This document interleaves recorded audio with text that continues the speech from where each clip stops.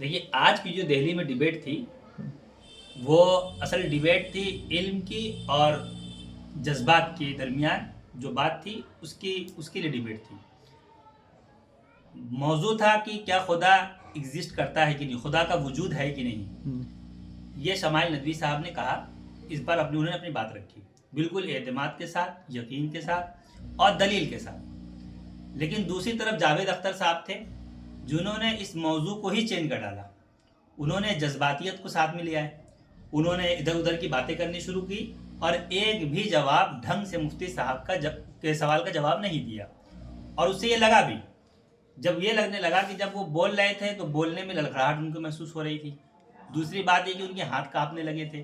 تیسری بات انہوں نے یہ کہی کہ میں بڑے مفتی صاحب کے ساتھ اب جا کے کھانا کھاؤں گا. تو اب سمجھیے کہ ایک انسان جو اپنی بات رکھنے آیا تھا اس نے ایک بھی سوال کے جواب نہیں دیے.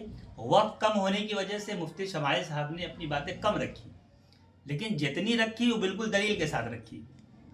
اور انہوں نے نہیں رکھی, جاوید صاحب نے. اور آخر میں جاتے جاتے انہوں نے ایک بات اور کہہ دی.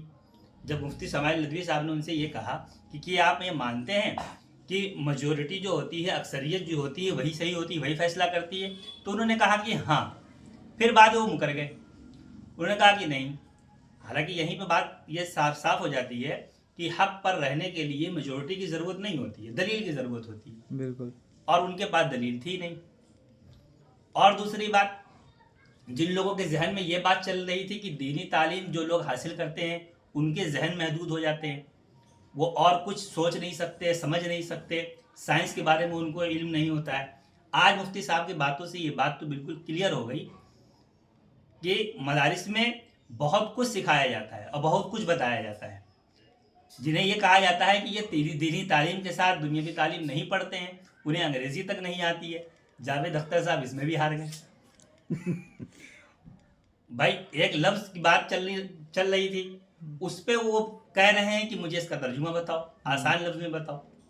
بالکل. ہمیں جب انگلش بول رہے ہیں تو انگلش سمجھ میں نہیں آ رہی ہے, آسان لفظ میں بتا رہے ہیں وہ بھی سمجھ میں نہیں آ رہی ہے. بالکل. بہرحال یہ پورے اس ڈیبیٹ کو انہوں نے جذباتیت کا رنگ دے دیا اور اصل ٹاپک سے ہٹ گئے, اور یہیں پہ سمجھ میں آ گیا کہ وَقُلْ جَاءَ الْحَقُّ وَزَهَقَ الْبَاطِلُ إِنَّ الْبَاطِلَ كَانَ زَهُوقًا, کہ حق غالب آ گیا ہے اور باطل مغلوب ہو گیا ہے.